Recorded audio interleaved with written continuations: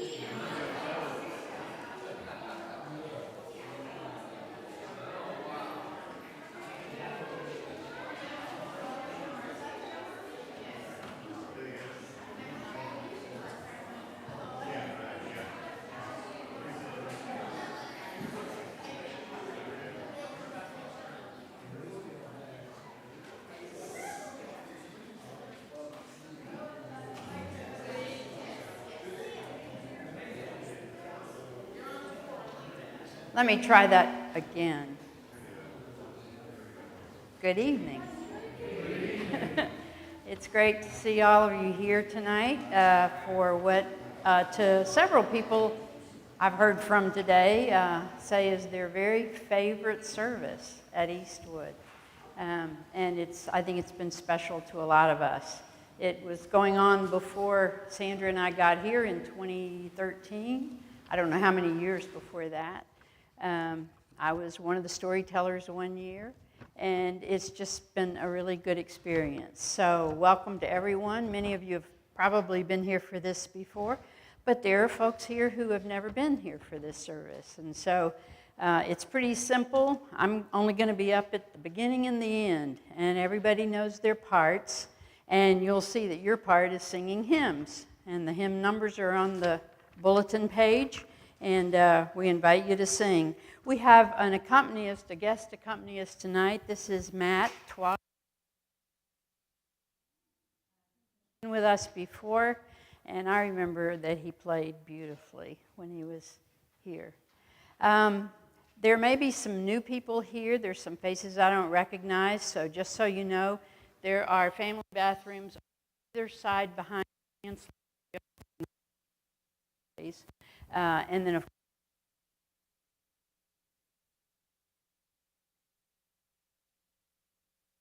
door into the front of the education building, or you can go out this way to the side door, go up to the side supper. And if you forgot or didn't know or didn't bring anything, don't worry. I've been up there. There's enough to fill this many people. So.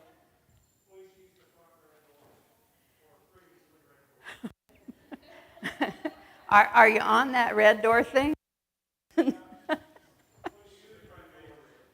Okay, so go to the front door. Do not use the side door.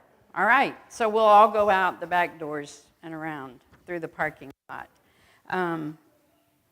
Why don't we take just a moment for you to say hello to the folks that are right beside you or behind you or in front of you. And if you don't know them, introduce yourselves.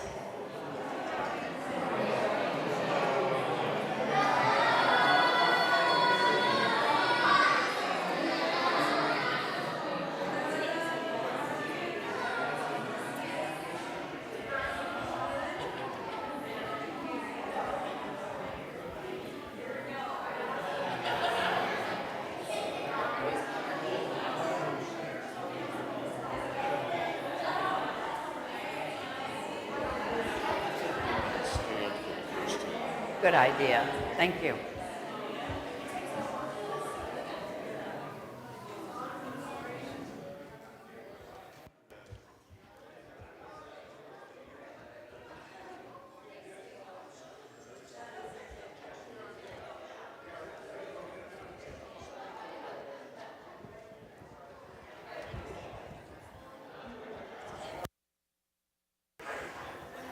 Okay, now you can continue that visiting at supper.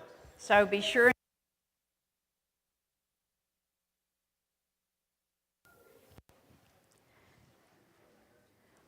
Gracious and holy God, we give you thanks for the gift of Christmas. We know that this can be a time filled with wonder and joy, and even in dark times,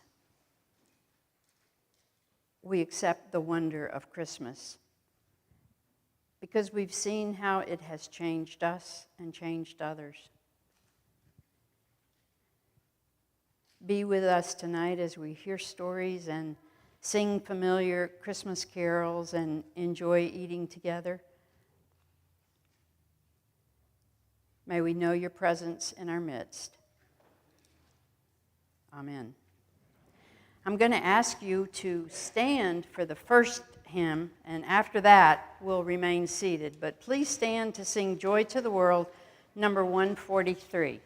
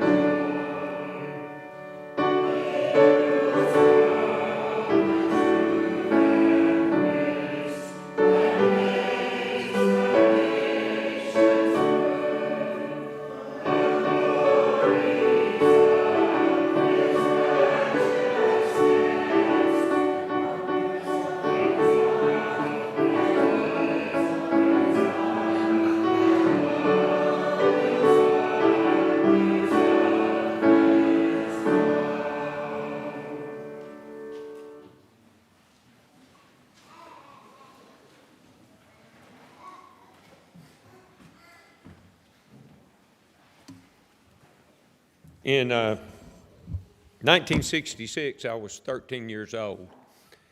Derek Bowman was also 13, and I know it's kind of hard to believe that Derek and I are the same age. He looks so much older than me. But we are. Yeah, I had just turned 13, and it was the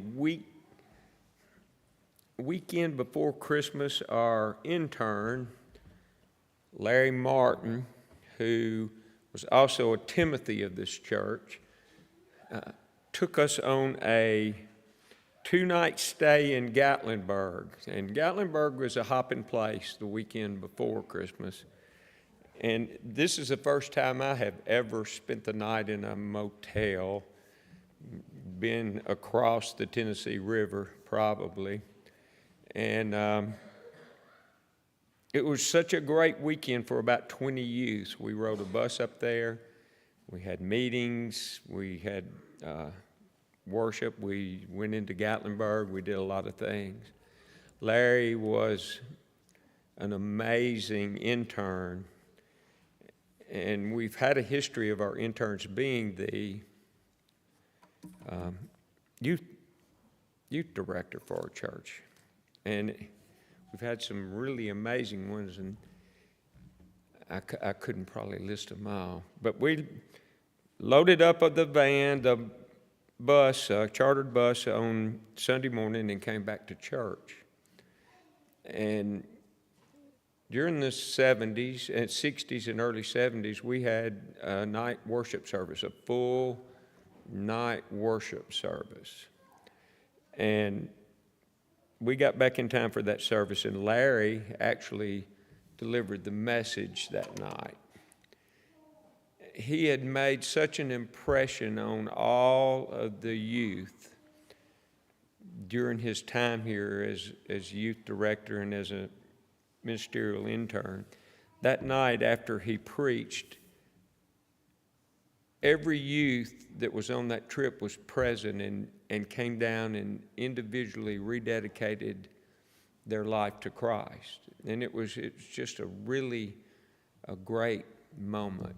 We've got to get back in the intern business real soon.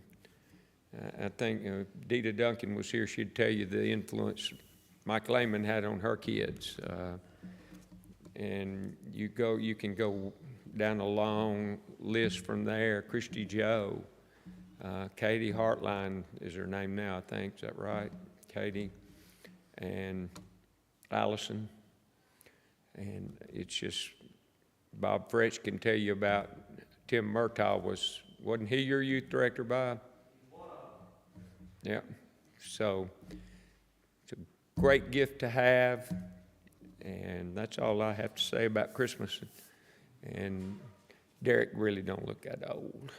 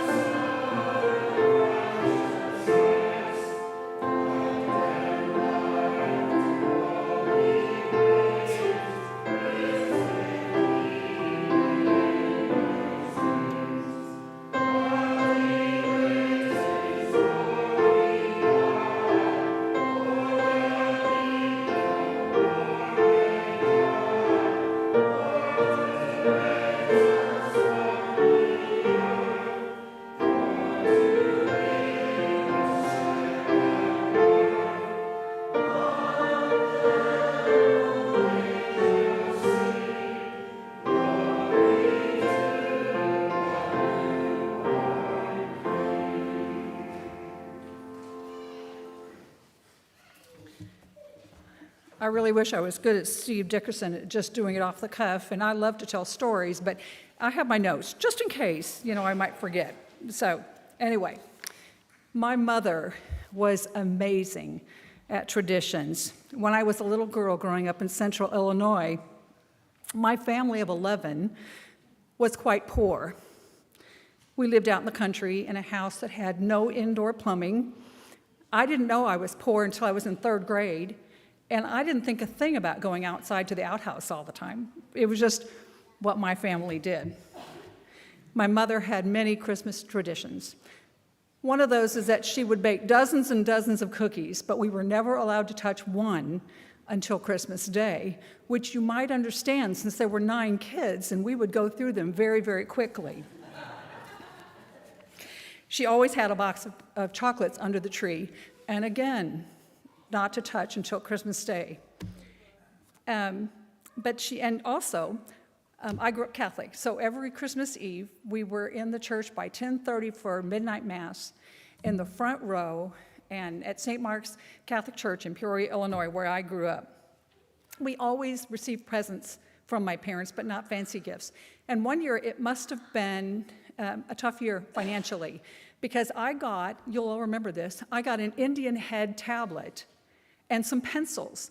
And I just thought that was a great gift. I didn't think that was a problem at all. I was really happy about that.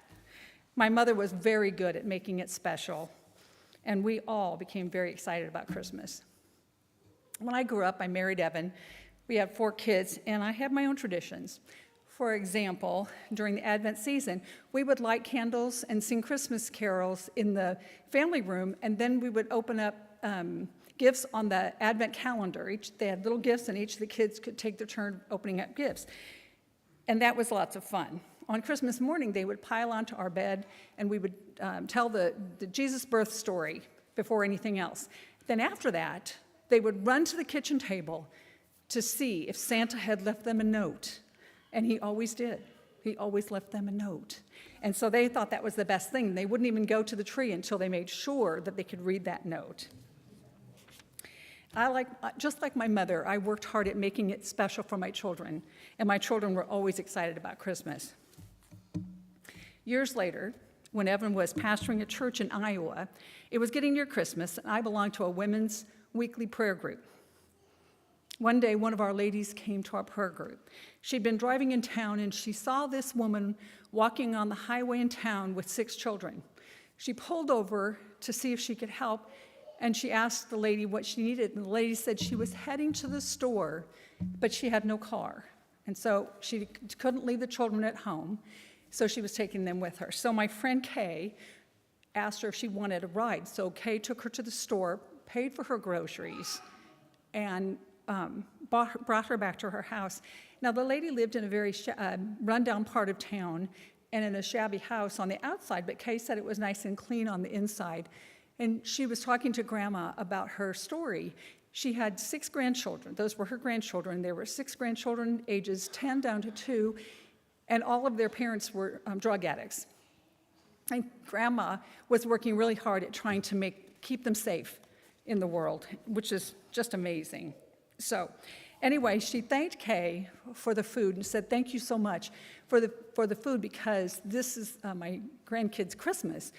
There isn't any other Christmas they're going to have." I'm going to cry. Okay.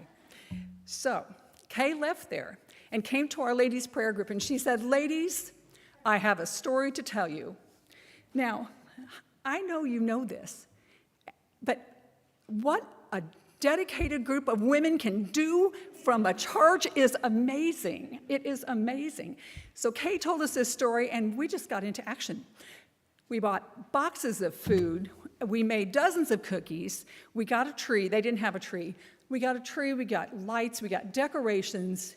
And about a week before Christmas, we all piled into our cars with everything, and we drove over to Grandma's house. And Grandma and the kids came out, and they were so excited. They were just so excited. So they helped us carry things in, boxes of food and a turkey, and we had called Grandma ahead of time to find out ideas for gifts, and so we had gifts for them for under the tree. So we carried everything in, and these children were, I don't know how to describe how excited they were. It was amazing, but they helped us decorate the tree. They put ornaments on, they put gifts under the tree, and Grandma was crying. We were crying, and so it was just the most amazing thing. Now, I have to tell you, I don't think I've ever seen more excited children. Not me as a child, not my children when they were growing up.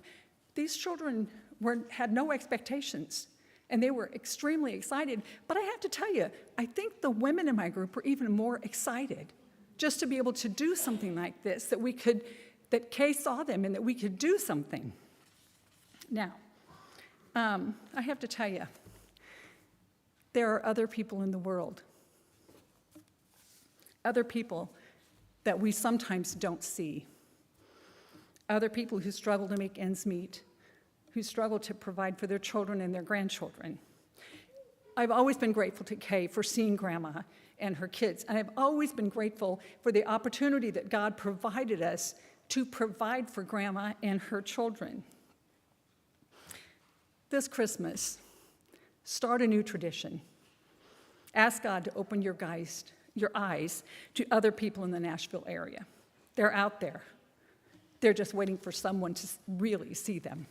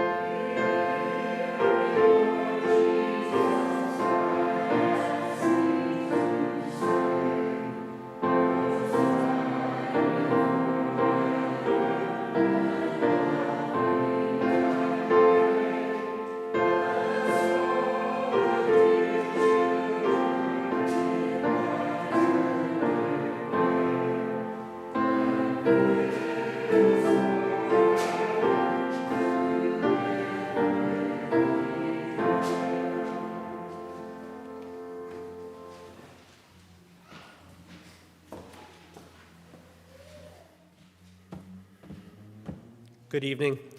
For those who I've not yet met, my name is Daniel Howard. I've been coming here with my wife Megan and our 2 boys for about 4 years. This is the first time I've been on this side of the microphone, so congratulations, Mitzi. I've held out for a while. My grandfather is someone who's always been very special to me. When I was a kid, I remember hearing him tell stories about how much he enjoyed wrapping up gifts for his children for Christmas and making them work just a little bit to actually earn those gifts. One year, he wrapped up a box of firewood that he stacked and taped a present to the very bottom of one of the logs, so they had to dig through the whole box and all the wood to find what their gift was. Another year, my aunt, his daughter, had wanted a coat for Christmas. So he set aside a bunch of dog food bags and stitched them together to make a coat that she could wear. He took cash and put it in an envelope and stitched it between the layers of this coat so that when she found it, she could go buy what she wanted, but she'd have to work to get there. I heard these stories, and when I got a little bit older, I got to participate in the games. My grandfather retired early and took up carpentry and got pretty good at it. So he used to give me boxes that he made for Christmas. These were all made of wood. He would glue everything tightly so there were no visible seams. He would finish it, and he would hand me a box in the shape of a D that looked like a hunk of polished wood. And I would have to find a way to cut into it or break into it to get some unknown gift without destroying it, having no idea what it was. I started trying to come up with my own contraptions to give to my grandfather, and this became a fun game that the two of us did. And when I was about 18 or 19, I decided that this was going to be the year that I trumped my grandfather. He was just about 80 at the time. So I went out and bought a gift certificate for a restaurant that I knew he liked, and I got a cookie tin from my mother. It's about the size of a coffee can. It had a lid with a lip around it, and I put the gift card in the coffee tin and filled it with plaster of Paris and let it harden rock hard. I put the lid on it, and I put rivets all the way around the lip so that he could not open it. My dad came out in the garage and caught me in the middle of this and said, how was he supposed to get into this? And I kind of just chuckled and was like, that's not my responsibility. So Christmas comes around, and I give my grandfather this can, and he just holds it and looks at it, completely expressionless, for probably 2 full minutes. About the time I'm starting to feel proud of myself, he stands up without a word and walks into the kitchen and flips the can upside down and puts it onto an electric can opener and just cuts the bottom right off. Because the can was smooth, the plaster of Paris block slid right out onto the counter, and he walked out front, threw it on the driveway, and it busted open, and he picked up the gift card and came right back inside. He gave me a grin that said, nice try, kid, and I still laugh about that. I've never been able to trump him. A lot of times we get wrapped up in trying to find the perfect gift or spending enough money to make sure that the gift we give is special. But gifts come in all sorts of different shapes and sizes and forms, and memories like this remind me that what you give is often not nearly as important as the way you give it. Thank you.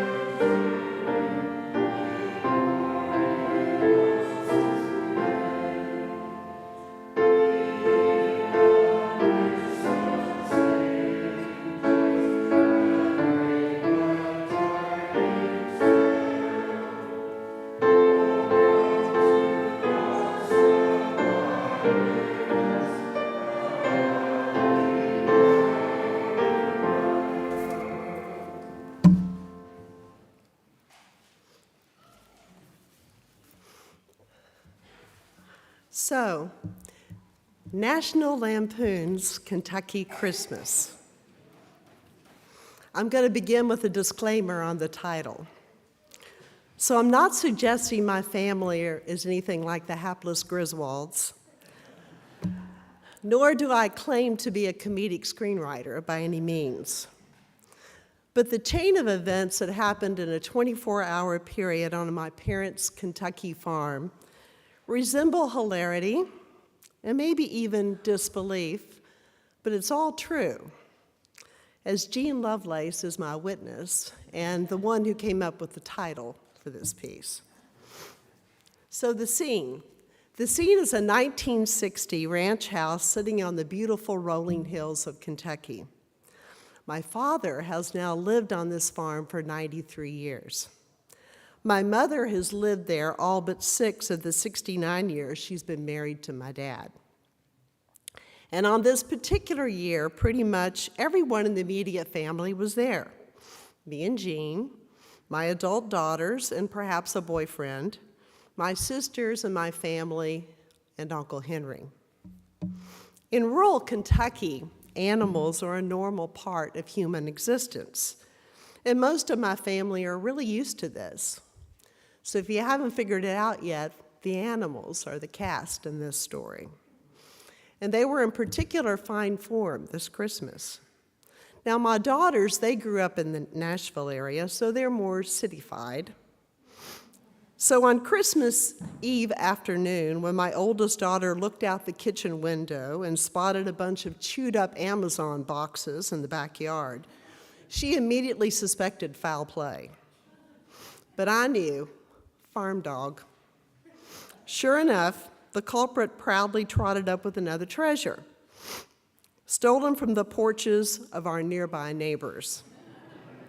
In fact, neighbor Nancy had just knocked on the door earlier in the afternoon asking if we'd seen a package that was supposed to have been delivered but was now missing. Turns out it was Nancy's dog. And by the time we sorted out the mess, it was obvious that these boxes, the gifts in these boxes, were no longer givable. We didn't inform the neighbors. We're not sure if Nancy did or not. So later we sat down at the table to enjoy my mom's Christmas Eve lasagna, only to be interrupted by a flapping black creature around our heads.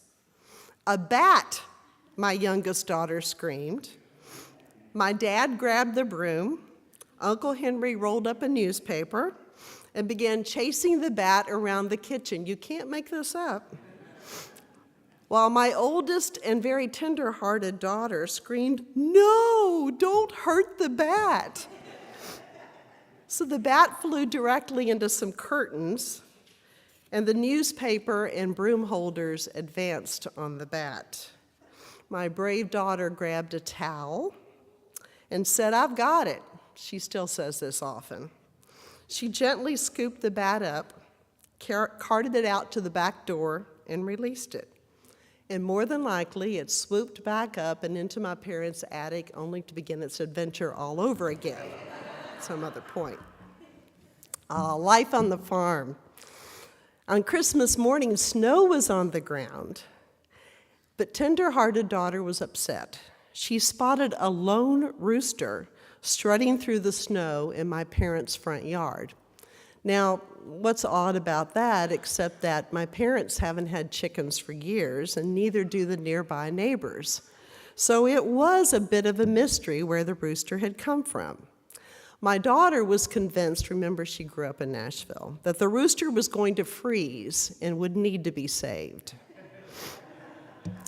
Now, I confess I don't care for roosters. Years earlier, in the same nearby barnyard where I grew up, when I was about 3 years old, one flew up on my face and knocked out a tooth. I still have the scar. So I advised her that she needed to leave this rooster alone. But she didn't listen to me. But no worries, no self-respecting rooster was going to stand for some city girl with a giant box advancing on him to try to catch him.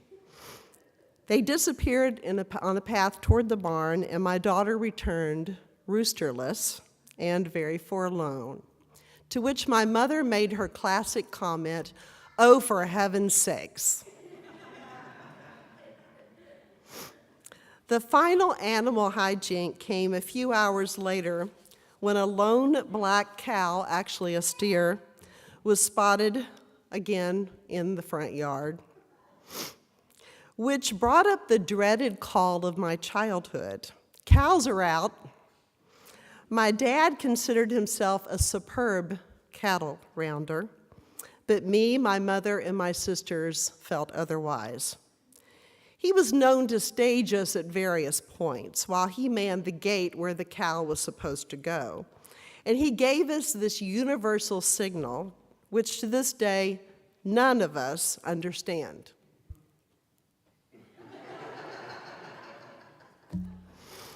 So now on Christmas Day, we had a cow out. So we headed out the door. My father quickly determined it was not ours, but still it was our responsibility, and it needed to be secured. The steer had other ideas and began bucking wildly, running faster than any cattle I've ever seen, round and around the ranch house, suddenly veering left, then veering right. So we needed reinforcements. So the call went out to the neighbors. And soon there was a four-wheeler and a pickup truck. And yes, in the middle of it all was my dad. Who knows? The steer was finally secured in my parents' barnyard. The calls to figure out who he belonged to would begin another day. It was now time for my mom's excellent Christmas dinner. So the package-stealing dog, the wayward bat, the freezing rooster, and the bucking steer, forgotten for now, the turkey was perfect and never left the platter of its own accord. And my dad kind of looked like Clark Griswold grinning, now that I think back on it. So what does this all have to do with the season of hope, peace, joy, love, Christ's birth? Well, we were all together. We laughed a lot. We had each other's back, and we created wonderful memories. And we sure appreciated those quiet, peaceful moments that happened in between. Thank you.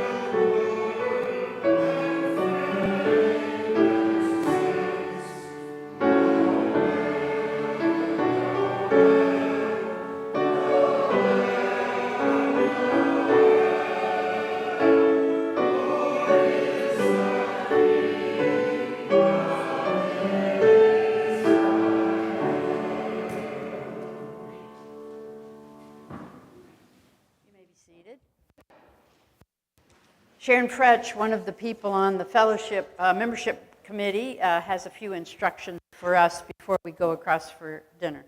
One of Eastwood's traditions is to have a chili supper after our songs and carols so that we can enjoy each other's fellowship starting this Christmas season. We've got a lot of different chilies, thanks to all of you, and they're marked of what they have, what they are, because I have allergies, I have nut allergies and bean allergies, and so we have marked them because other people have allergies. And those with the kids, the crock pots are very hot. They've been plugged in. So kiddos, I love you, but stay with parents tonight, okay? And then you can have your table. Y'all can do your table, but that's okay. But Martha's going to have our blessing, and if you would give us a little bit of fellowship meeting jumped out to kind of get everything set up, but wait at the door until we're ready. So, Okay, wait at the fellowship hall door. fellowship hall door. Go up to the second floor and just wait there at the door. Yes. All right. Do I? This bike? Okay. Justin said this bike. Fuzzy here, but I'm sure we'll all get over there. I'm not getting into that one. I can tell. Let's pray. They're gray now, Rick. Let us pray. God, we give you thanks for this evening, for the wonderful stories we heard, for the gifts that so many people bring to us in this place and share. We'll remember these stories and we'll remember those who told them. Help us to see this Christmas, to see others, those who are perhaps experiencing Christmas for the first time, those who are finding it a difficult time, those who carry so much hope in the midst of so much darkness. May we see and understand and know that we are loved by you. We thank you for the food that's been prepared tonight. May we enjoy it together, because we know when we sit together at a meal such as this, you are here with us. And for that, we're grateful. Amen. Let's go.